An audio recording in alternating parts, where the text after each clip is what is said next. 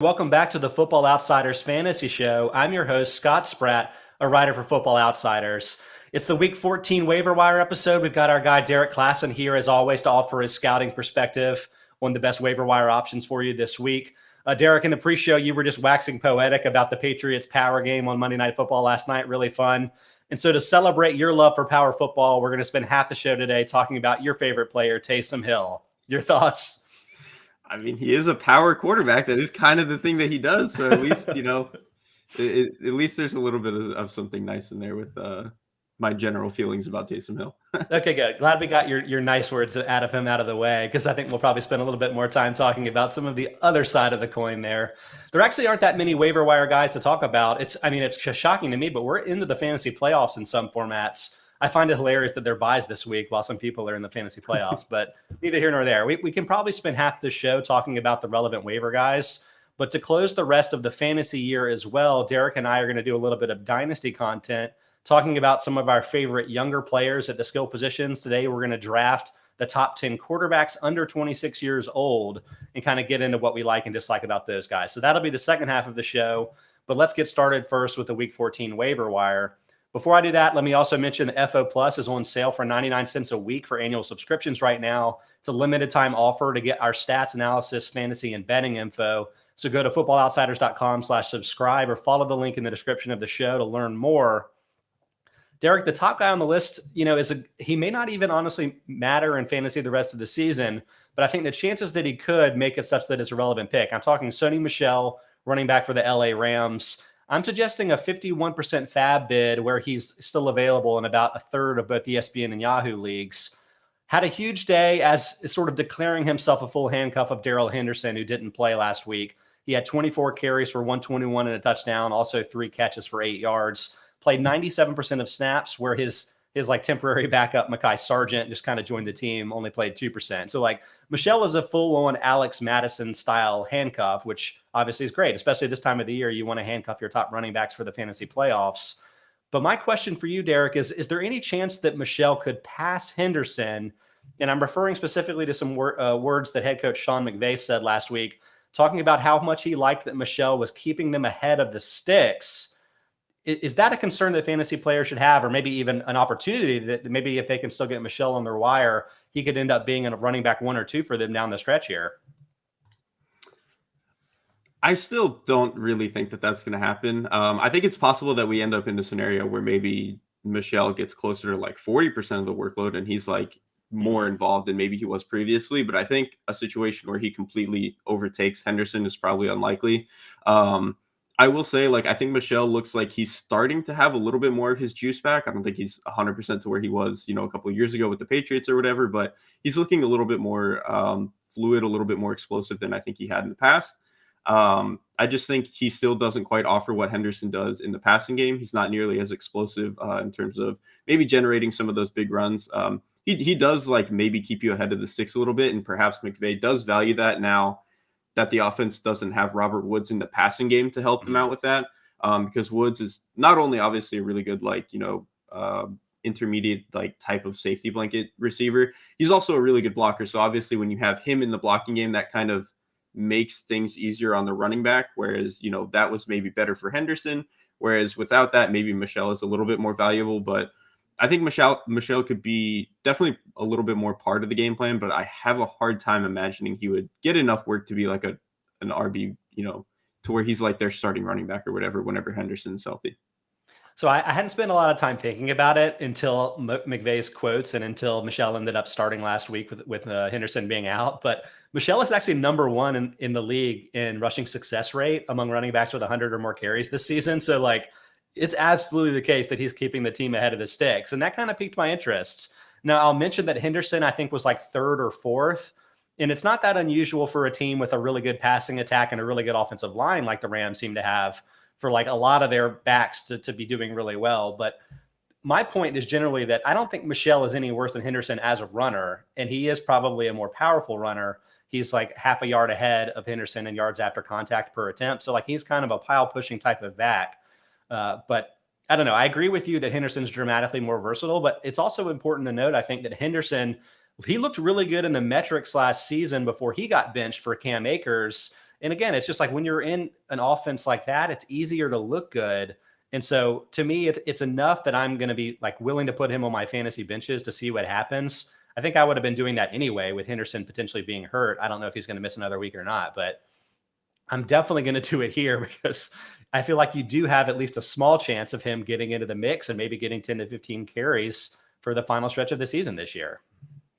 I think it's definitely worth rostering if you can. I still don't think that he's going to be the guy who like completely surpasses Henderson. But I don't know. It's also possible like when both of these guys are healthy, like I do think no matter what, when both of these guys are healthy, they're going to try to do a little bit of a thunder and lightning combo. I think they're both really good players. I do think it's possible that Michel is more of their like inside the 10 back, which could be valuable in terms of if you think that's the way that the Rams are going to try to punch in touchdowns. So that would probably be the best value you're going to get out of Michel, rather than him like completely overtaking the RB1 role. But if the offense as a whole gets back to being really, really good, like they kind of showed this past week, there could be some decent value in him just being kind of a touchdown vulture type. Yeah, I mean, if only they could be playing the Jaguars every week. I think they actually the Jaguars' run defense is not bad, honestly. Okay. Fair point, but that's the thing where you're butting up against. Is it more important to have a good run defense or to have an offense that's not falling behind by 2 touchdowns? And then, obviously you can run the ball a ton, good defense or not. But I think they have like a top 8 difficult schedule in the final stretch. Not surprising, given that they're going to be playing a lot of divisional games in the tough NFC West. But it'll be curious to see. Like Michel would probably have to really take over the one role to have real fantasy value, because if he's not catching as many passes, they just may not have an opportunity to run the ball 30 times like they did last week. All right, this is the moment we've all been waiting for. We want to hear your thoughts about Taysom Hill's performance here.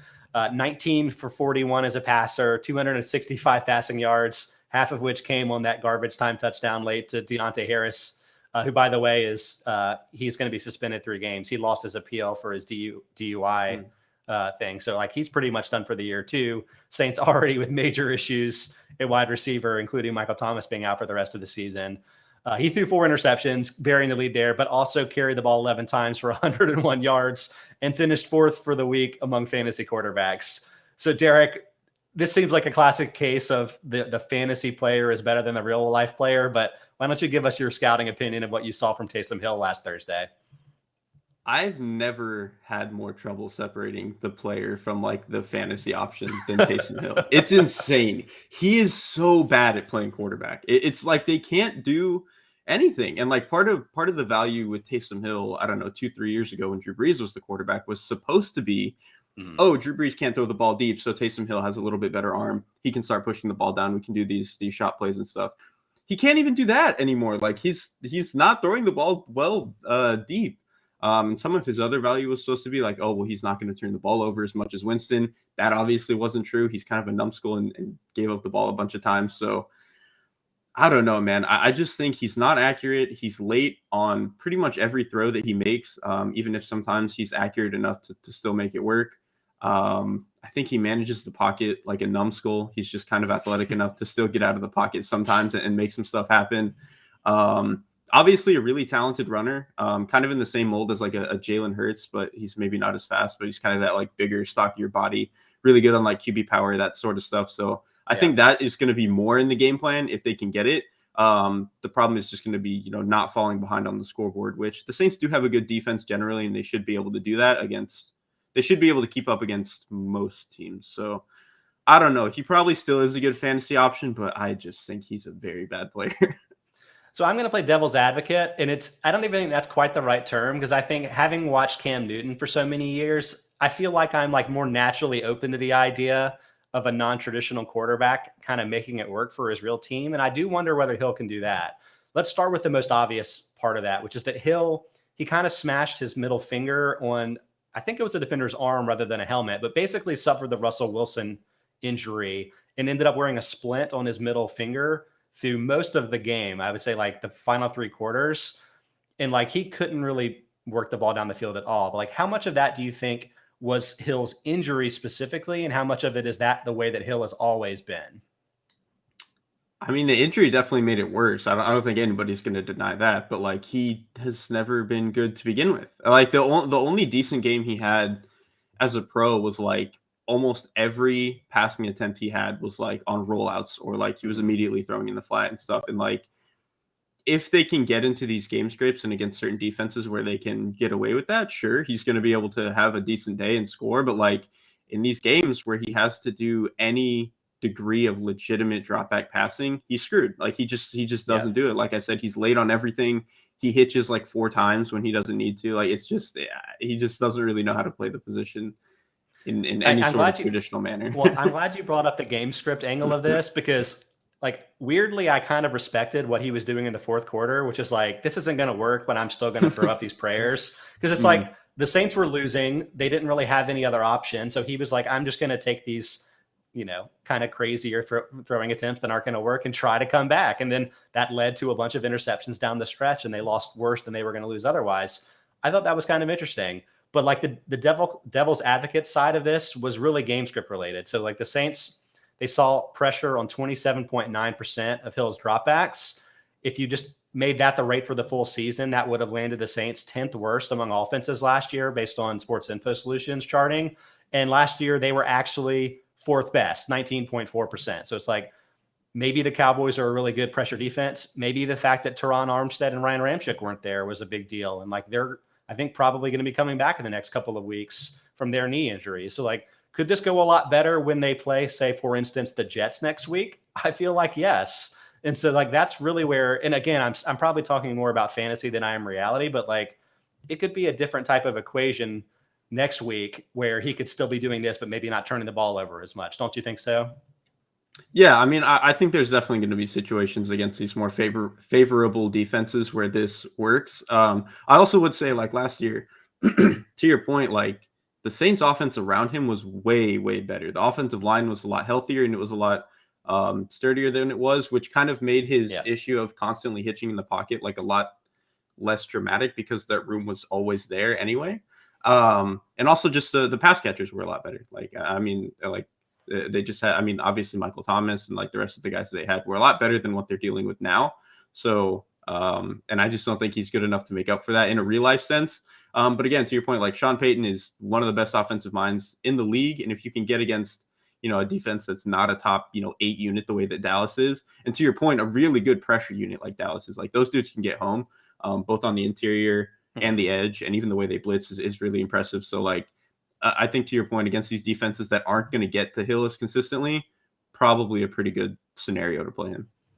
Yeah, Hill started 4 games with Breeze out last season, now started the 1 game this year. In those 5 games, he's averaged 21 fantasy points per game. That would put him 10th among quarterbacks this season. Brady is like half a fantasy point ahead of him. So like, yeah, he's basically as good as the reigning Super Bowl champion and like the MVP this season. I think that all makes sense. I'm going to get to a question on the YouTube chat right now. Again, we're live 1 to 2 p.m. Eastern time, Monday through Friday. You can catch us and chat with us on YouTube. You can also watch us live on Twitter, Twitch, and Facebook. But Joey Sucks asked a relevant question to this, which is, fella, should I panic and put in a waiver bid for Taysom, given that he has Josh Allen as his quarterback? He says he's nervous about playing Allen again when they face the Patriots again during the fantasy playoffs. It's like, there's no way that I think Allen is going to fall behind Taysom in a fantasy sense, even with like weekly matchup adjustments. But to me, I would pick up Taysom just as a way to prevent my opponents from doing it, right? Because like last week, I think I had Taysom ranked maybe 9th among fantasy quarterbacks. He'll probably settle into that range once everybody's back from the buys and stuff. But like, yeah, I mean, he's a real threat of somebody to face. I would feel a lot more nervous if my fantasy opponent was playing him than I would if they were playing, I don't know, like Derek Carr, for instance, right? Like another guy in his range. He's just like, not only is he a really good scorer, but he's probably a very volatile player as somebody that could run into rushing touchdowns in a week. And like, he could by himself crush you. So I would try to pick him up if you have the bench spot to play it, but I'm not going to tell you to bench Josh Allen. I've seen, even with the matchup adjustments, he's never falling worse than like 3rd in my fantasy rankings of the position. And also like, Josh Allen played pretty well last night, truthfully. Like the numbers don't really show it, but like he honestly had a lot of really good throws that got dropped or contested. And like maybe the Patriots defense can play that well again. But like I think when the weather conditions are not what they are, Josh Allen can have a much better game against the Patriots, even if I do have some of my questions about. The their heavy offense winds, overall. I think, really prevented him from going down the field. More like, Mhm. not that the Patriots don't have an incredible secondary, but I just think those were off the table before you even considered the defense. And I think it'll be a different story with more normal conditions. Yeah, I mean, even the Diggs throw, like he had a deep ball that would have hit Diggs in the hands, but like Diggs couldn't really find it because it was kind of falling in the wind a little bit. But like he kind of put it on him, and you have to assume in normal conditions that's probably Mm, complete. agreed. Okay, let's keep going with the Week 14 waiver wire guys. This next one, DeVante Parker, he's actually on bye in Week 14, so keep that in mind. I'm throwing just a 6% FAB recommendation because of that. But he did finally make it back. He had missed 7 of the Dolphins' previous 8 games with multiple injuries, shoulder and ankle and everything.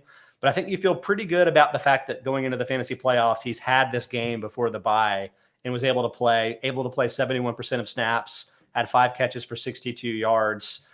But because he's been injured this whole year, I'm not sure we've really gotten a great look at like how he would stack up with the rookie Jalen Waddle, who's been like a top 10 rookie in the last decade in terms of like catches and yards and everything. So like it seems like he's really a real deal type of player. So Derrik, what are your thoughts on Parker being back? Does he look healthy to you? And if both he and Waddle are playing together, I assume Waddle's like clearly the number one guy at this point, right? Yeah, Parker's not better than Waddle. Like Waddle can just do more things, especially underneath. Like he's a much better run after catch type of player. Waddle's speed is just crazy, and he sees the ball in really well. So he always does a good job of like catching and immediately transitioning into running because he just sees the ball in Yeah. really comfortably. So I think Waddle, to your point, yeah, he's top 10 in the past decade or whatever in a lot of the stats, and like he looks that good to me. Parker is weird because he's not going to be better than Waddle, but I do think he has a very clear role in this offense as their like boundary, like jump ball back shoulder type of guy. Like I Mhm. do think the offense is really limited in their drop back game in terms of concepts because of Tua, but like we even saw this past week, like Parker caught like 2 or 3 just absolutely bonkers back shoulder balls. And even if maybe like the consistency at which they can hit on those plays is a little up and down, like that's going to continue to be in the offense because they just can't really test the sideline consistently in many other ways. So I think Parker is going to continue to have that role in the offense, and you just have to bet that they can hit a couple of those in a given week. And I think, I mean, I don't know. Like I said, I think he's going to consistently have that role in the offense. You just have to hope that it works.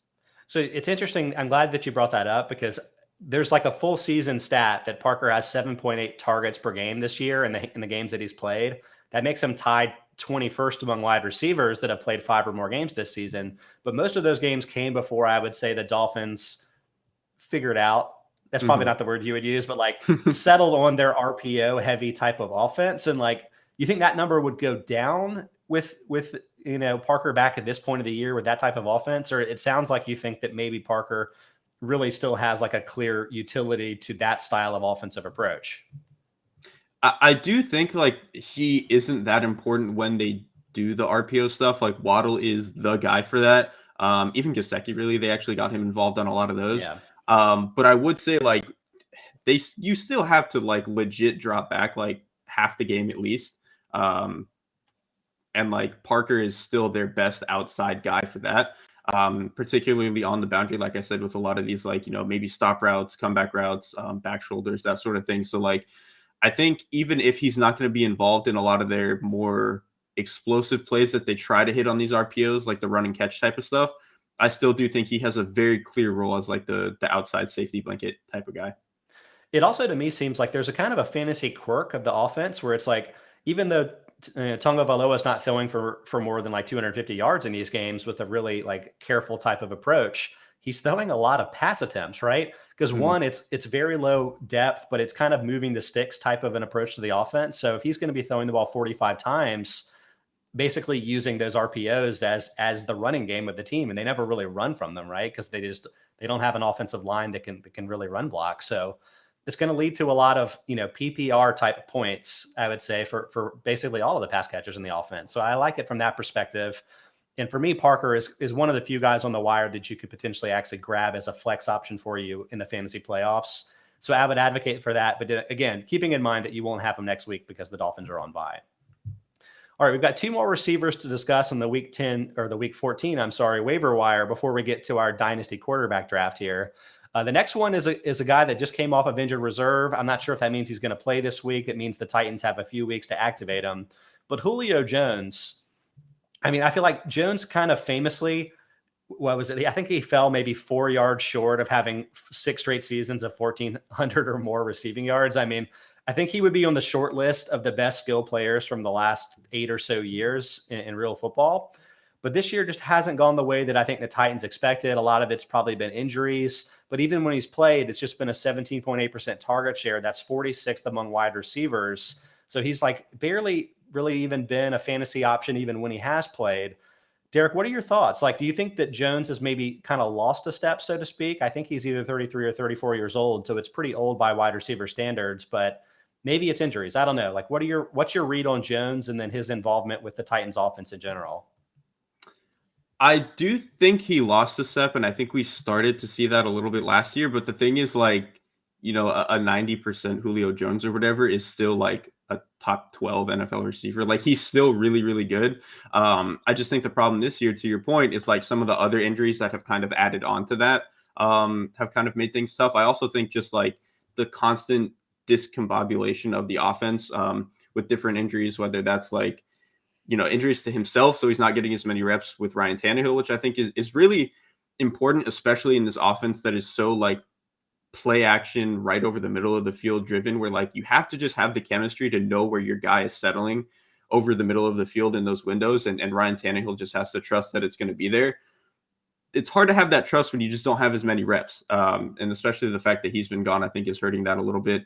The fact that Derrick Henry is now gone, so like the offense overall doesn't really quite feel as comfortable in their identity. Like, it just seems like a lot of things have gone wrong, on top of the fact that maybe Julio Jones is only 90% of what he used to be. So I think maybe next year we probably end up in a scenario where he could still look fine for the Titans. But like, I think to your point, like maybe some of the other health stuff that he's dealt with on top of the Titans offense just being weird, maybe just not his year. I mean, I get the aging, I get the health, but it's just so weird to me that the chemistry has been such an issue. Like, this was something we talk about with the last 4 years or so of the Falcons post the Kyle Shanahan run, where it's just like, he would never get the ball in the end zone. And it's like, why isn't Matt Ryan throwing him the ball? And it's like, why isn't Ryan Tannehill throwing the ball? It doesn't seem like you need chemistry to find the dude that's like 6'5" and one of the best leapers ever and one of the best athletes ever given his size. But it really has been an issue for him this season. Joey Sucks in the chat mentions, how dare you say 35 is old by any standard? As a 35, soon to be 36-year-old myself, I would say, yeah, I mean, the truth, it's kind of harsh, but that's the way it is. So, and I'm not getting crushed by giant defensive NFL players every week, but I'm still kind of slipping. So like, based on what you're saying, like, to me, it doesn't sound like you think that Jones is much of a fantasy player down the stretch this season, right? I mean, just because we know what he can be, I think it's probably worth like flipping the coin on it and trying. But again, like I think I'm pretty much out on what the Titans offense is overall at this point. I think they've just not done a great job figuring out what they're supposed to be through all these injuries. And granted, it's like really hard to do that, especially losing Henry. But like, yeah, I think at this point, it's more that I feel not very comfortable with the Titans operation rather than I do like, what my feelings are on Jones. Yeah, kind of on this track, CCX3 in the YouTube chat asks, is Westbrook a keen plug and play this week for you in fantasy? I would say no. So Ryan Tannehill's play action numbers, and that's kind of what drove his unexpected top 10 fantasy success the last 2 seasons, have absolutely tanked since Derrick Henry has been out.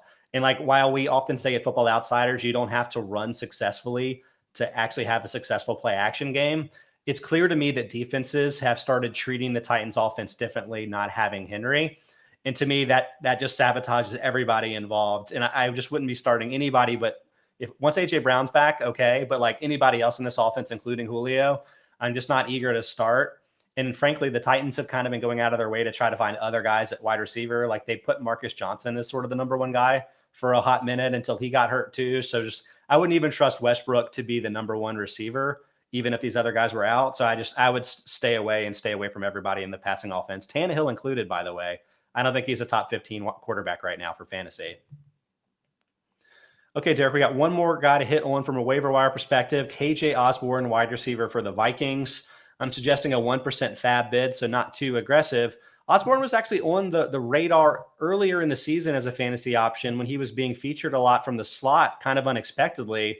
It just seemed like with such really good outside receivers and Justin Jefferson and Adam Thielen that it was kind of opening the opportunities for a third receiver to make an impact, and Osborn was kind of getting it. The work has slipped since then, and he actually played just 48 to 63% of snaps from weeks 2 to, I guess, week 12. But then last week, Adam Thielen suffered what we think is a high ankle sprain. Those injuries tend to cost players multiple weeks. Jerry Jeudy suffered one in week 1 and didn't play again until week 8, I think. So like Thielen could be done for the season. And Osborn stepped up. Like he jumped up to, I was trying to think, was like a 92% snap share. He saw 7 targets. That's 3 more than he had seen in the previous 5 games. So it's like Osborn, at least for week 13, was the main fill-in. Do you think that Osborn can have this continued uptick in work going forward such that maybe he could be a flex option for you in fantasy? I mean, I like it from just a pure volume standpoint. Like somebody has to play wide receiver 2 in Minnesota, right? And he's obviously the guy who's going to be next in line for that. So from a real life perspective, he's obviously not going to do a lot of the things that Thielen did. I mean, they're just really different players. I think Thielen is a lot better at finding zones, at getting open. His hands are incredible, that sort of stuff. Whereas like Osborn is not quite as clean, but his speed is off the charts. And if you can maybe get him moving in space and get the ball in his hands, he can rip off something explosive. And I think that could be especially true now that he's going to be forced into the game plan. Maybe they can cook up a couple of plays that really try to make that happen rather than him kind of getting just forced into the lineup here in the Lions game. So at least of our past couple receivers options, this one actually might be my favorite, again, just from kind of a pure volume standpoint. And like, I do trust what the Vikings are doing on offense schematically. Yeah. I like the way that they run their offense. It's just, I don't know. But like we were saying before the show, like that team just can't win games. But that doesn't really matter for your fantasy team. That so long as, doesn't. That's right. Osborn can put up points. So I'm with you from the volume angle of this, but like the pessimism that I have is that Thielen, he's been an unbelievable touchdown scorer over the last few years. I think he's like 3rd or 4th in receiving touchdowns since 2017 or 18. I was trying to remember where I pulled the stat. Whenever it was that he became like a full-time player and started scoring 12 touchdowns a year, he's like ahead of Mike Evans. Like that's kind of what we're talking about. But what's interesting is that Thielen is basically by far the biggest surplus touchdown scorer over his expected touchdown rate. So like tallying up his red zone targets, his targets in the end zone, et cetera, he just scores a lot more than you would expect given a player getting the targets that he gets. And I think that maybe what you're talking about with him being excellent at finding zones, that type of stuff, it's like really where he's succeeding. He's also bigger than you would expect. I think he's 6'2". And so like, while Osborn may end up filling the role, I just don't think he's going to have the same fantasy success, because if you just looked at the work that Thielen was getting, you'd say, yeah, that's probably a flex receiver. I mean, Jefferson is clearly the number 1 guy at this point. But I just don't think Osborn's going to have the same success scoring that Thielen did that really drove him to the like wide receiver 1, wide receiver 2 kind of borderline range. And Osborn did score last week, but I'm not sure that's something that I'm expecting going forward. So that's why, like, yes, Osborn, worth the pick, but like, do you think he's worth more than the 1% FAB that I'm recommending for him this week? Probably not, because I think to your point, Osborn is more of like a between the 20s player, and you're just hoping that he gets a lot of work there, which could be especially true given maybe their running back situation. They need to find some way to hit plays on the edge, and I don't think their running backs can do that right now. So that would kind of be the play. But yeah, I mean, to your point, like with Thielen in the red zone, it's like there's just a bigger margin for error around him. Like obviously windows generally are a lot tighter in the red zone, but like, when he runs up on a linebacker and breaks back out, there's always like an extra foot of space with him that there just isn't there with other receivers, because he knows how to manipulate that sort of space. And then obviously the way that he can contort his body to the ground, up in the air, left and right, like he just has a ridiculous catch radius. So I think, yeah, to your point, that's why Thielen has this crazy surplus, and Osborn he's good at some things, but he is not what Thielen is in that area at all. Totally agree. Okay, that wraps up the waiver wire portion of today's show, but we're going to dive into our dynasty portion of this. As mentioned, for the next few weeks, we're going to do a dynasty draft with just Derrik and I going back and forth, but with a bit of a caveat. We're going to rule out players that are 26 and older. I mean, you think 35 is old, but 26, Patrick Mahomes, don't want to hear from you. Not even interested in talking about you. We're going to look this week at the top 10 quarterbacks that we draft that are 25 or younger. I'll mention too that in the YouTube chat, we have a question from Parker Shorey. We're going to hold that to the end, but again, keep bringing your trade and rest of the season ranking questions in. We'll get to them at the end of the show. But for now, I don't know how we want to determine who gets to go first, Derrik, but I kind of want to go. Do you mind? No, I don't. You go ahead. Okay, like I wanted to do this, I think, because this is a real good point in bringing up the like fantasy versus real life angle of this. But my first pick for a dynasty quarterback that is 25 or younger is Josh Allen. And like, I'm not 100% sure about the arm talent. Allen, like his passing DVOA numbers have really regressed pretty heavily from last year. I'm not going to say it's like 2015 Cam Newtonian per se, but like it's a marked step down. I mean, maybe it's like Lamar Jackson coming off a few years ago. But I'll say that in general, I find Allen's arm talent pretty compelling. I'm not too worried about him really falling off the way that Newton did. And like Newton, he's just an unbelievable red zone scorer with his legs. Allen has 11.5 expected rushing touchdowns since the start of 2020 as a rusher. That's second most behind Cam Newton. So it's probably the Whitey you would expect to be going forward. Kyler Murray's next, 11.4. Hurts next, 10.6. Jackson, 10.1. Herbert, surprisingly, 8.9. But Allen's the best of those, and he's the biggest of those. So I think that's going to continue. And so like him there, he's also had 16 carries within 5 yards of the end zone, also second behind Cam Newton.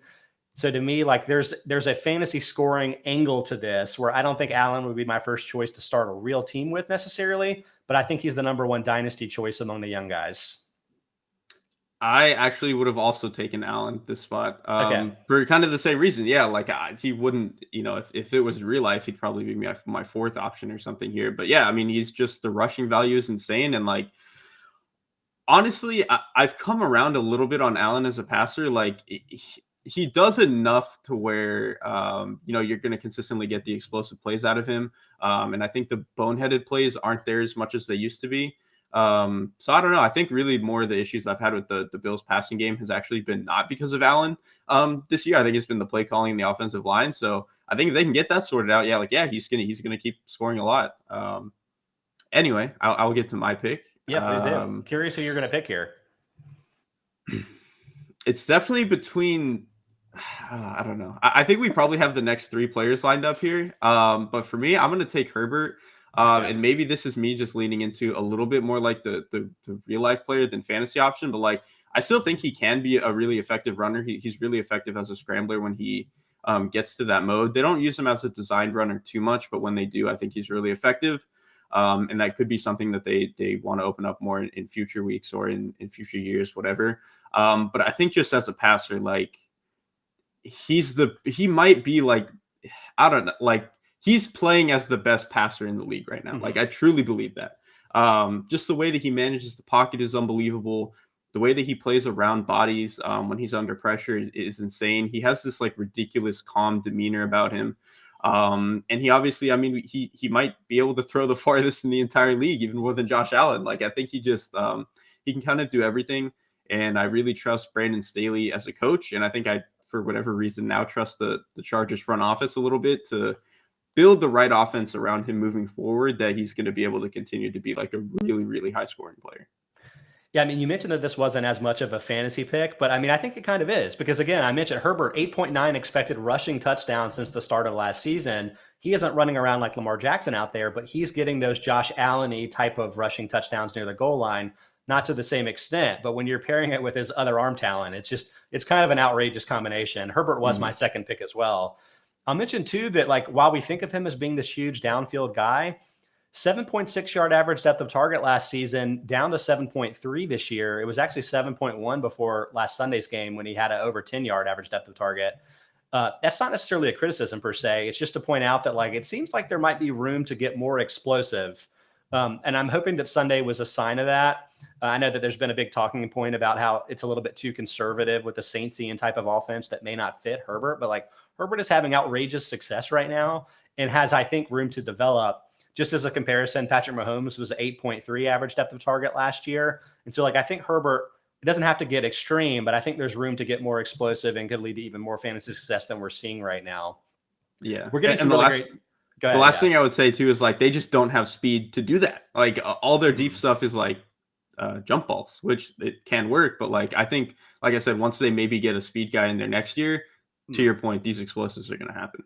We're having really funny YouTube chat comments related to this stuff too, by the way. Useful was first mentioned. Had enough of the Patrick Price already. I kind of have. That's definitely why I said 26-year-olds or older. Joey Sucks also says Taysom Hill has to be 25, right?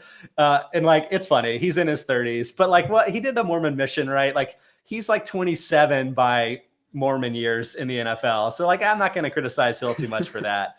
And like, the whole point is when you're a power runner, like you have only so many carries in you before your body breaks down. So like Hill is probably younger than he seems from like an age and wear standpoint. So I think that's good. That's good too. He's not going to make my list here, but that's good. All right. My third pick in our dynasty quarterback draft. And I agree with you that the 2, 3, and 4, I think are interchangeable in a lot of ways, but I went with Kyler Murray. I'll start with what I'm worried about. Here are his carries per game with 3 different splits. Weeks 1 to 9 last year, 9.5 carries per game. Weeks 10 to 17 last year, 7.1. Remember, he had actually suffered some ankle and stuff injuries. It dipped. Weeks 1 to 8 this year before he missed 3 games, 6.1 carries per game. Now, he came back and carried the ball 10 or 11 times last week. I thought looked really healthy. So, like, that was a good sign. The other good sign to me, he's actually leading the league with 30% passing DVOA. So like the arm stuff is working really well too. But I would say, how long are we going to get Kyler Murray as the unbelievable dual threat guy that he is right now? I'm not sure we're going to be getting that just going forward. And that's why I'm a little bit more pessimistic for Murray and only have him, third among your dynasty quarterbacks. What do you think, Derrik? I mean, I think I mostly agree because like to me, the thing with Murray as a runner is a lot of what he was doing. I mean, they do some design stuff, but a lot of Murray's rushing success early on was just scrambles. Like he wasn't fully comfortable in what he was doing in the offense yet. I don't think the offense fully knew what it wanted to do, like particularly last year is what I mean. And so he was just kind of like, Kyler, go make a play.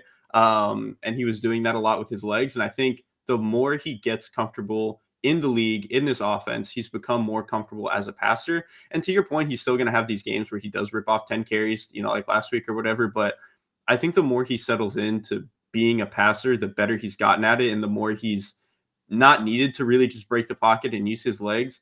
I think this year, especially, that has been true when Rodney Hudson was healthy and they really had a good protection scheme and stuff. So I do kind of worry a little bit about like how much he's ever going to get back to that rushing production. But like, I think he's going to continue to be a really good passer, especially if they keep, the skill talent around him that they've done this year. Like, I think he's just phenomenal. Like the explosive plays are crazy. He's really good on the move.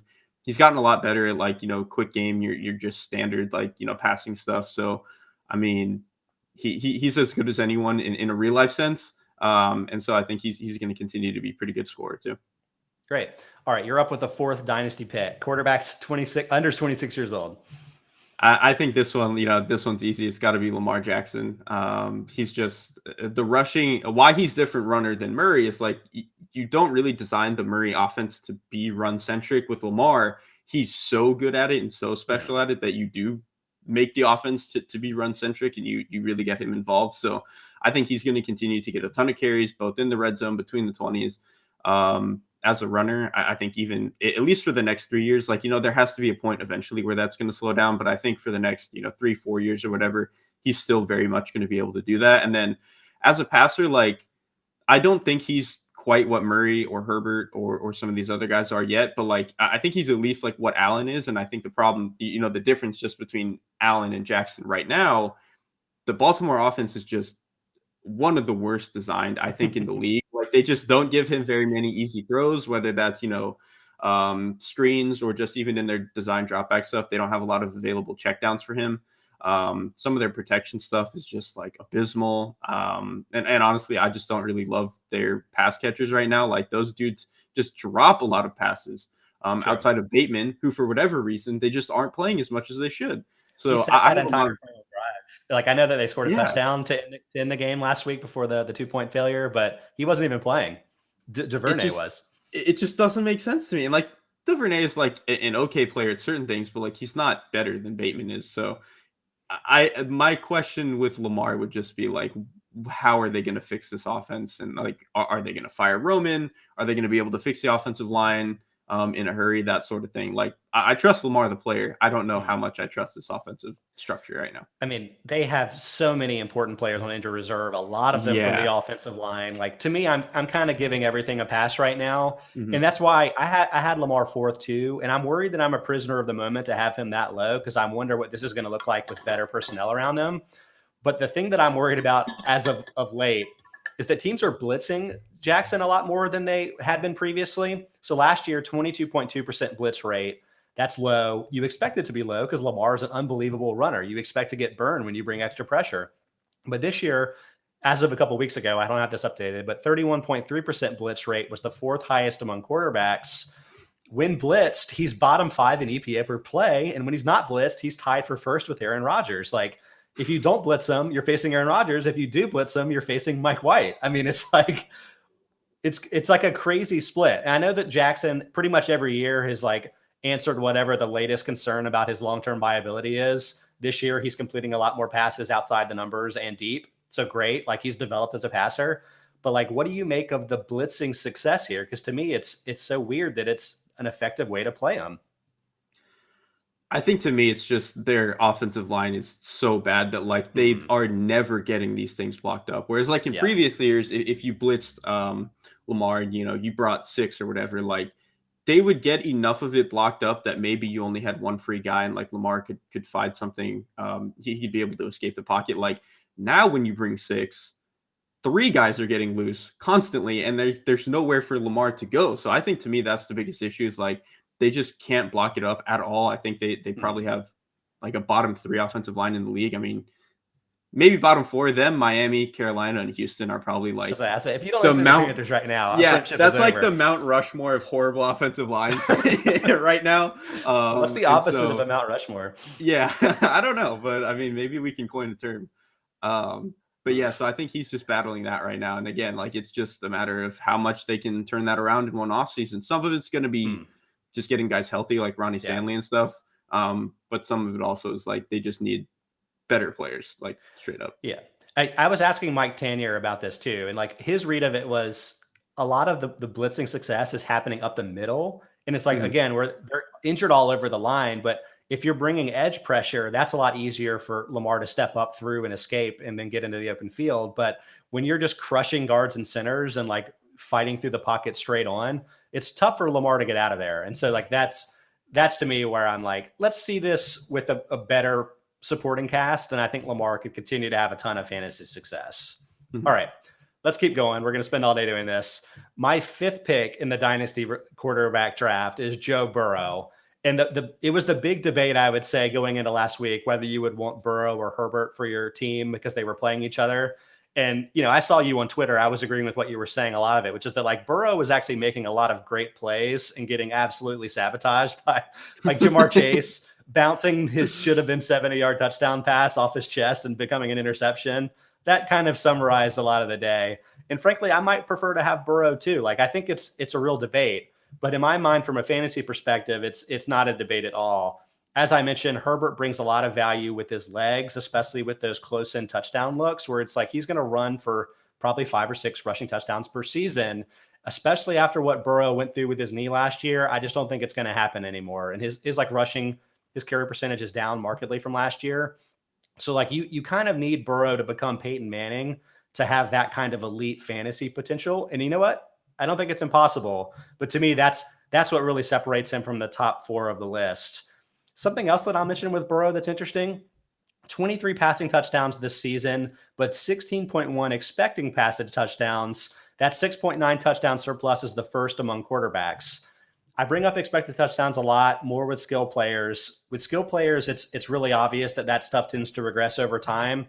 With quarterbacks, it doesn't. Like the best quarterbacks are going to overachieve on that every year. And you can see it this year. So like Winston is second with 5.4, then Herbert 4.9, Cousins 4.9, Brady 4.1, Murray 3.8, Mahomes 2.7. Like the best quarterbacks score more than you would expect based on where they're throwing the ball. I think that makes some sense. But it does seem to me like Burrow's had a lot of scores that are like, here's a little 50-yard Jamar Chase touchdown, right? And like, while I think their offense is really good, and a lot of those drives would have ended up being Burrow touchdowns eventually anyway. Some of them might have ended up being Joe Mixon ones. Like to me, he's gotten lucky with the distribution of touchdowns falling more on him than his teammates this season. And so I'm wondering if Burrow might end up being more of a back-end quarterback one long-term than a top-end. But curious to hear your thoughts on what you think of the young player.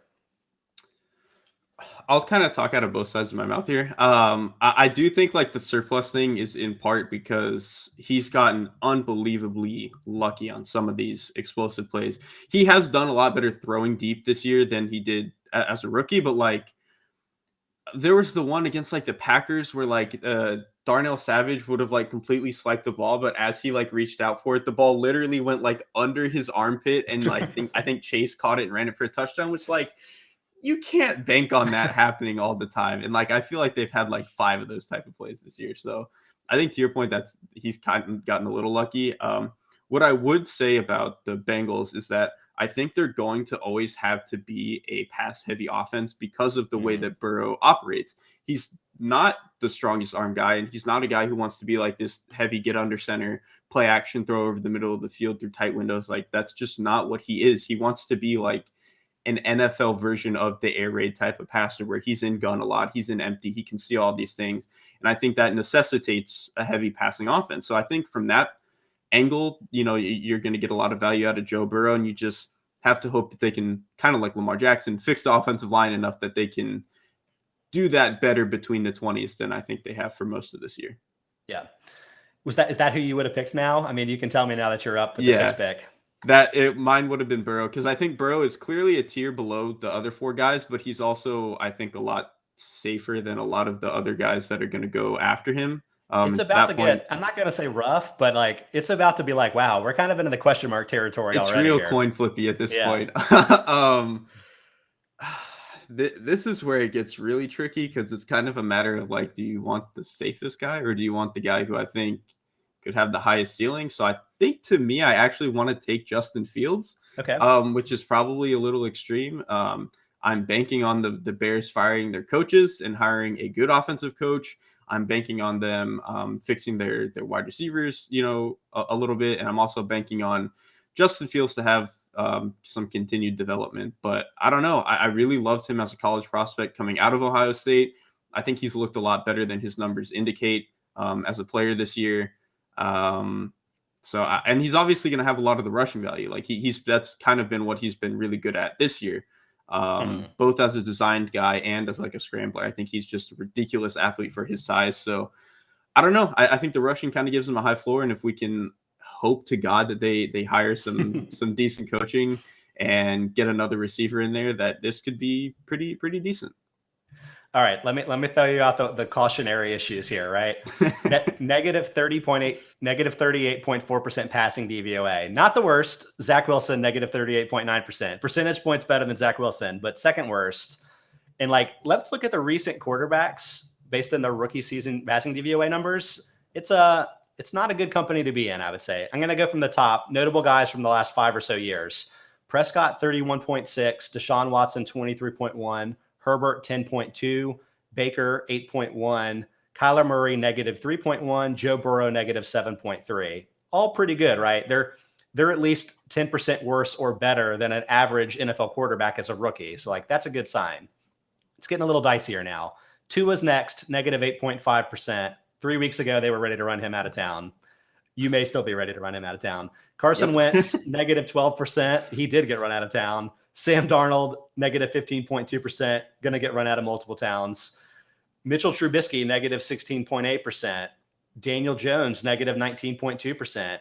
Josh Allen, that's the feather in the cap guy, negative 35.9%. That's what you're hoping for. Dwayne Haskins, negative 42%. Then it gets like really bad. Josh Rosen, negative 53.7%. Jared Goff, negative 74.8%. So like, whatever. I don't think we need to worry about those last couple of guys. But the point being that like, it's really weird for a guy to have as bad of a statistical season as Fields has had so far to then go on to be a productive quarterback, fantasy or otherwise. To me, that's the concern. Also a concern, that 13.5% sack rate, that's by far the worst. Wilson is second at 9.3%. Based on Pro Football Reference, that's the offensive pressure rate is 14th best Like it's not like the offensive line, it's catastrophically bad, at least based on that metric. So like you're worried that maybe he's holding on to the ball too long. He does have the highest average depth of target in the league, 10.1 yards. What say you about all of that weirdness? So specifically for the pressure rate, I think that is extremely a product of what the offense is with Andy Dalton. Like they just Okay. don't hold the ball long enough for them to get pressured. And so when it's not only that like the way that Andy Dalton makes it such that you're not going to get these high pressure rates. Yeah. It's that when you have to switch gears from being that offense to being a completely different Justin Fields offense, when offensive line is so much about like gelling and getting reps, like it's kind of hard to switch that gear, which to me is really more like a hit on like the coaching staff for just not having Justin Fields be the offense from week one. Like you drafted him in the first round, just make him the guy. Yeah. So I don't know. To me, that's kind of the biggest issue. I would also say with him like being as bad as he was in terms of DVOA, I think some of it is like how bad the coaching staff was for particularly his first couple of weeks on the job. Like the Browns game is like, that's got to be one of the worst DVOA games probably ever, rookie or otherwise. And that was almost entirely like how bad the game plan was and how bad they were blocking for him. So I think that's probably a bigger issue for him. But also like with a lot of the other guys that were in his territory, like, you know, this is obviously a subjective thing, but like I thought Fields was just a significantly better prospect than all of those guys coming out. Even some of the other first rounders, like, you know, Rosen or Darnold or Tagovailoa or whatever. Like Fields to me was just a considerably better prospect, considerably more talented. So I still have faith that that's going to turn out. I think he's still going to be good. Again, just so long as they don't have Matt Nagy as the coach and they can maybe get another pass catcher. So I went kind of a similar train of thinking here with, this is the 7th pick now, but this would have been my 6th pick, is Trevor Lawrence. Mm-hmm. And at least from a passing DVOA perspective, it hasn't been quite as catastrophic, but negative 19.3% passing DVOA. That's in kind of the Daniel Jones zone, which is probably not where you're looking to be with your franchise quarterback. But to me, it's I know that Matt Nagy is the one that we're screaming to be fired. I guess we kind of got over that with Urban Meyer, but to me, Jacksonville's been the bigger train wreck. And like Fields, you can still see the really good plays with Lawrence, I feel like, right? Like the flashes of brilliance are there. And it seems to me like Lawrence is doing a lot of the smart quarterback things, like adjusting for pressure at the line, handling protections and that type of stuff. It's not turning into production or fantasy production right now, but I'm weirdly confident that Lawrence is going to be really good for a quarterback whose offense has been really bad this season. Do you feel the same way? 100%. I mean, he's still the prince that was promised to me. Like, I mean, to your point, like with the pocket stuff, it's not just that he also does like a good job with like managing protections and stuff up front. It's that like the way he feels pressure coming at him and he like knows where defenders are supposed to be, it is already like top 5 in the league. Like I genuinely believe that. Like his feel for the pocket is just absolutely insane. He does such a good job of keeping himself clean. The Jaguars' offensive line is like truthfully not horrible, but he makes it better than it is for sure. They just, like I honestly think the structure of their offense is not the worst. Like they run a lot of like regular NFL concepts, you know, sound stuff. It's just that the players are terrible. Yeah. And I think like the minutia of the coaching is bad. Like players are short on their routes all the time. They're not getting out of breaks cleanly or when they should. They're not getting off the ball. So like to me, it's not like a concepts and structure thing. It's like the position coaches maybe just aren't doing a very good job or something. You know, the detail just isn't there. And then like they just don't have talent. They have maybe like one NFL skill player and so they don't play him in James Robinson. Like they just don't put him on the field anymore. Yeah, he got benched according to him last week, and Urban was like, "Huh, that's weird. I guess you're right that he didn't play." I don't no idea why that happened. That's probably not a good sign for your head coach. But I'm a little surprised that you had Fields ahead of Lawrence because I know that you have. I think I've heard you say multiple times that Fields is like a generational prospect, but you thought that Lawrence was too, and I think had him ahead in the preseason. Obviously, it hasn't gone well for Fields either. So, like, had they flipped in your mind, or is this more just the fantasy value could follow Fields as the heavier runner? That's all it is. Like, I still think Lawrence is the better player. He's who you want as your franchise guy. I just think it's one, the Fields rushing value potential. And then also like, this is maybe like not the dynasty way to think about it, but like we know for a fact the Bears are going to get a changing of the guard with their coaching staff. Yeah. And there's hope in that sense. With Lawrence, like, we're probably getting another year of this. Like, unfortunately, like, this is probably just the way it's going to be. And I also think, like, the receiving core has longer to go than the Bears does. I still have questions about what the Bears receiving core is, but, like, you know, I think Kmet is a really good tight end. Darnell Mooney is, at the very least, a really good role player. Whereas, like, with the Jaguars, it's like, who do you even really want to retain? Yeah. Like these guys just aren't very good. So to me, I think it's just there's potentially a longer road to getting production out of Lawrence, even if he's the better player. Fair. All right. I think that wipes out 7 guys. We're getting to 10. So you're up with number 8. This one again is kind of like a, you know, this is where I was with Burrow. It's like, do I want the safer guy, or do I want a guy who I'm gonna flip the coin on? I'm gonna flip the coin and take Trey Lance, honestly. Okay. I really just, I liked him as a prospect a lot. You know, his work this year, I don't think his games this year were as bad as you know, some people are painting it out to be. I saw some people painting it out to be like he's already a bust and like one of the worst quarterbacks we've seen in recent years. I'm like, dude, he played 6 quarters of football he wasn't supposed to play. Like, we knew this was going to be a project. So I still have faith in the project working out for next year. I think the way, you know, I just think Shanahan is the smartest offensive mind in football. The way he can constantly just make the roster work is incredible. He needs to do a better job at just having a better roster, but I mean, maybe that can get figured out next year. So I don't know. I just have a lot of faith in Shanahan. And I think he actually did want to bring this along slowly, and just his hand kind of got forced with the Jimmy Garoppolo injury a little bit. So I still have a lot of faith in Lance. Big explosive play guy. I trust Shanahan, and I think Lance is obviously going to bring a lot of value as a runner. Mm-hmm. Like, to me, I sort of mentally handle this the way that I thought about the Chiefs with Alex Smith playing in front of Patrick Mahomes for so long. Yeah. Like, it's obvious that Lance is going to be the better player in the long term. He has, in addition to being a great runner, he has ridiculous arm talent. So, like, I'm super optimistic. I had him actually ahead of Justin Fields. And I wonder if, like, I feel like the fantasy equation of this may end up being better, even if he's not the better real world player. So he had a 40.4% carry percentage in those 2 games that he played. It was really more like a game and a half, honestly, but that would make him first among starters this year. Lamar's at 37.6, Hurts 33.1, and then you have to go down to Allen at 24.4. I don't necessarily think that's what Lance is going to be once he's like more capable as a passer, but that to me is like in there in a way that I wasn't really sure heading into the year. And so I think that like the fantasy potential is enormous. Like, he could be the number 1 fantasy quarterback at some point. So I'm still very high.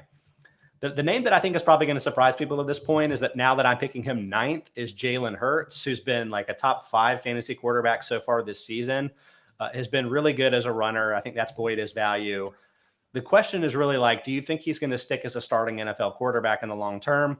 I'm not really talking about Minshew mania per se, but to me, it's like the rap on Hurts was that like he wasn't a good decision maker and just wasn't accurate in the short and intermediate areas. Last season, 53.1% completion percentage on short throws, 1 to 10 yards in the air. That was the worst among regular starters. 65.2% this year is much better, but it's still the 4th worst. Similar kind of patterns with the success percentage too. So like, my question is, do you feel differently about Hurts with his development? Like, is he good enough on the short and intermediate areas that like it's okay? And then he does a lot of other good things. Like, obviously the running value is huge. Clearly a great locker room guy. People love to follow him. He can get the ball down the field. And so there's explosiveness too. So like, is the basic stuff that you're looking for from an NFL quarterback, is it there enough that he could be a long-term starter? Right now, I think he is a top 32 quarterback in the NFL in the sense that, like, I think he is always going to be good enough to have a starting job. In you know, Ryan Fitzpatrick has always been that kind of good. You know what I mean? Like, I think he is at the very least that. I think right now I still have a lot of questions about what he is, particularly as an intermediate passer. I think he's late on a lot of stuff. I think he's accurate enough to kind of make it work sometimes, and I think especially the emergence of some of their skill players like Dallas Goedert being even better. DeVonta Smith is obviously incredible, has really helped him out a lot. Obviously, they also have like the best pass protecting offensive line in football, which is probably not going to hold over the years, even if they continue to be pretty good. So I think some things are really going in his favor right now. I don't know. I kind of have questions about whether the Eagles are going to commit to him. I think he's been good enough that they actually should give him another year.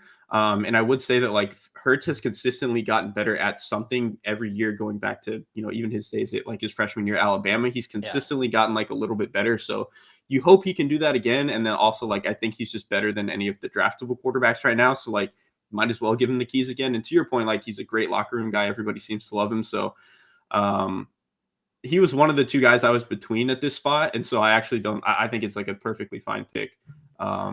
Even if I'm you're not telling sure me what that he's going to be. he's a top 32 guy and is always going to have a starting job somewhere, I think we're too low on him, because like he's an outrageously good fantasy producer when he plays. And like, is Lawrence going to be that? You're hoping, but you don't know. So like, I feel like we actually may be too low on him if you think he's going to keep starting somewhere going forward. To me, he feels a lot like what Tyrod Taylor was with the Bills. I don't think he's quite as good of a passer as Taylor was. But to me, that's kind of the situation that I think he's falling in, where he's going to constantly be a guy who is getting jobs. I am not sure he's ever going to be committed to long term.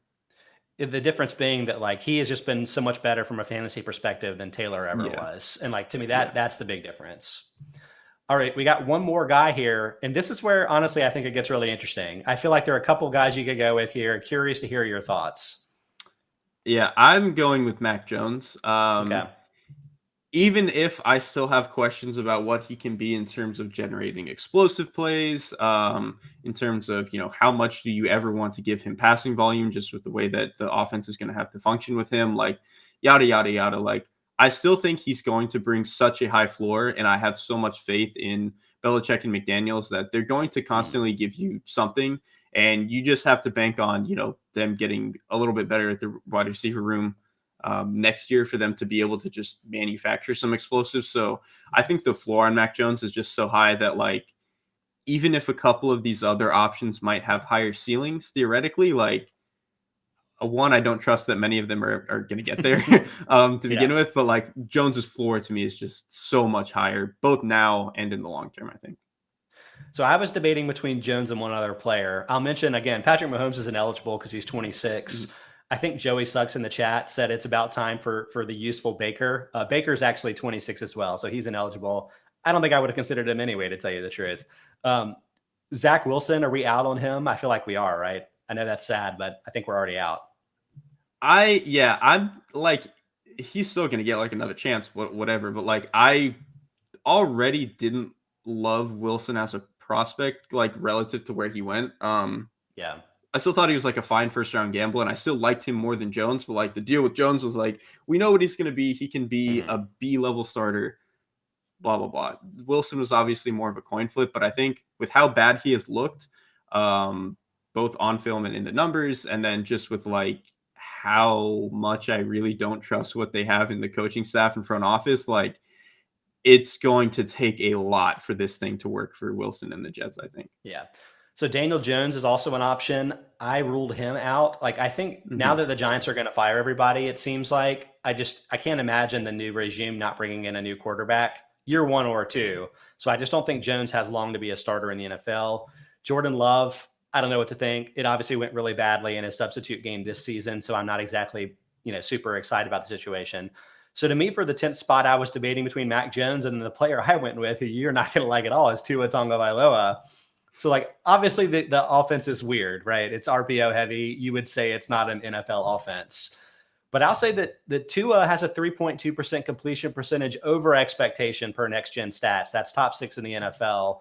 That is a depth adjusted stat that says that like, yeah, Tua's taking relatively easy throws, but like he's incredibly accurate at making those throws, right? It's like, if you look at the RPO numbers and everything else, like granted, they shouldn't be doing it every play necessarily, but when he does it, he's really, really good at it. So the question is like, is he going to stick? But the other thing from a fantasy perspective, and I think I brought this up with the Josh Allen piece, is that Tagovailoa has 9 carries within 5 yards of the end zone the last 2 seasons as effectively a part-time starter. So he's not a runner in the same way that guys like Lamar are, but like he is involved near the goal line in a Justin Herbert type of way. And so I feel like there are pieces to the equation here where he could be an effective fantasy player, maybe a like borderline QB 1-2, if he's stuck as an NFL starter. But I sense that you don't think he's going to be an NFL starter in the long term, do you? he could maybe like start, but I think the structure of what the Miami offense is just not sustainable. Like you cannot be this RPO offense that throws out of their RPO stuff as much as they do. Like I think defenses are going to start capping that stuff a lot better. I think they're going to, play a lot more of this like 9-man fit in the box where they are just like hammering down on a lot of the slant and glance routes that they like to throw off of RPOs. Whereas teams just haven't really been doing that to them yet. They're kind of like giving them this stuff. So I think as soon as that starts to get taken away, like I'm going to have questions, because I think when you watch Tua on like his legitimate drop back stuff, whether that's when they do it at a rare time on first and second down, or when they have to on third down where RPO is really not in the equation, he just doesn't look like he can cut it. Like I have questions about like his feet get really jittery. His accuracy to me is good when like to me the difference with Tua's accuracy, when he just goes like off the RPO pull and throws it, or he goes like 1, 2, 3 and the ball's out immediately, he looks unbelievable. The accuracy is crazy. When he has to reset his feet at all, he just doesn't cut it to me. Like he just misses too many throws. So I have a lot of questions about what he is as a drop back passer. And I think when teams are going to force Miami to be that more often, he's kind of not in a good spot. Yeah, when you said that, I just had visions of Jared Goff in my head, and I didn't like. I did not like that. It's kind of what it is. Well, let me give you this last metric here, Derrik. Tua, 55.6% completion percentage on deep passes than 20 or more air yards, first among quarterbacks this season. What are your thoughts on that? That sounds like DeVante Parker doing a hell of a lot, even though he hasn't played that much. Like that feels like some contested catch type of stuff. What that really probably says is that Tua has 18 deep attempts, which is how many that too. he has. Like they just don't do it. So you just get a couple lucky ones, and not just lucky. It's like teams aren't really defending him in that way, which actually makes him easier to complete. But like I still have hopes that Tua could do more than he's being asked to do right now. I would love to see him with a better offensive line, with better skill talent. I think that's going to happen before he like loses his chances to start. So like, I still have him in the mix in that respect. Okay. I think that wraps up our dynasty draft. It seemed like people in the YouTube chat were enjoying it. So I think let's keep doing this for the next few weeks when we're going to run out of waiver wires to talk about. We'll hit running backs, wide receivers, and tight ends in some order over the next few weeks. I think we did have one question in the YouTube chat as well, like a fantasy specific question. Let me scroll down and see if I can find it. All right. Yeah. Parker Shorey. He says, for the rest of the season, do you like Ramondre Stevenson, Damian Harris, or maybe even both in half-point PPR leagues? So I'll say I think injuries are going to have a lot to do with this. I think if both are playing, Harris is probably going to out-touch Ramondre about 60-40, maybe even 2-1. And so Harris would be the one that I prefer. He would probably be a back-end RB2 when both are healthy. But Harris also seemed to suffer a hamstring injury on Monday night. If I had to guess, he's going to miss at least a game, possibly more. And I bet Stevenson's going to be like a fairly solid RB2 while he's out. Like I know he's not getting a lot of work as a receiver, but to me, if you're getting 20 to 25 touches, which I think he would get without Harris, that's enough of a volume that even if it's not as PPR friendly, it's still going to really work. Do you sort of see things the same way, Derrik? Yeah, I mean, I don't even have anything to add. I think that's 100% spot on. It's really just like how healthy you think Harris is going to be. If he's not playing, Stevenson's great. If he's playing, Harris is probably better, but they're probably going to eat at each other's volume a little bit. Yeah. All right, perfect. Before we get out of here, I'm going to say one more time that FO Plus is on sale for 99 cents a week for annual subscriptions. So get to footballoutsiders.com/subscribe to check out our fantasy stuff, our betting info, stats, etc. I think it's really worth your time. And again, we're Monday through Friday live on YouTube, Facebook, Twitter, and Twitch. So that's Monday through Friday, 1 to 2 p.m. Eastern time. Tomorrow, Aaron, Mike Tanier, and I think a guest are going to do an Ask Me Anything. So send them their questions and check that out. Circle back here on Friday as well. I'll do a fantasy preview for week 14. Derrik, you got anything else interesting coming up before we wrap up? It seems like the time that you're starting to look at your prospect stuff for the 2022 draft, right? Yeah, so for Bleacher Report, we had our big board, I think last week or maybe 2 weeks ago. Our most recent one, we bumped it to like 150 players. I think in about a month or so, we're going to start like putting actual full reports out. So that's something to look for. We're trying to knock those out. So I don't know how much, content we're doing between then, but that's something to look for at least. So I think that's pretty much all else I've got going on. That works. And everybody check out Derrick's Film Room series on Football Outsiders. I'd say his 49ers one about Deebo Samuel as a runner, probably my favorite one of the year. I'm hoping Derrick does 49ers ones every week going forward because that team is so stinking fun to watch. But great stuff from you, Derrik. All right. Thanks for everybody that's stuck it out again. Watch the Ask Me Anything tomorrow and everything else going on here at Football Outsiders. Thanks so much.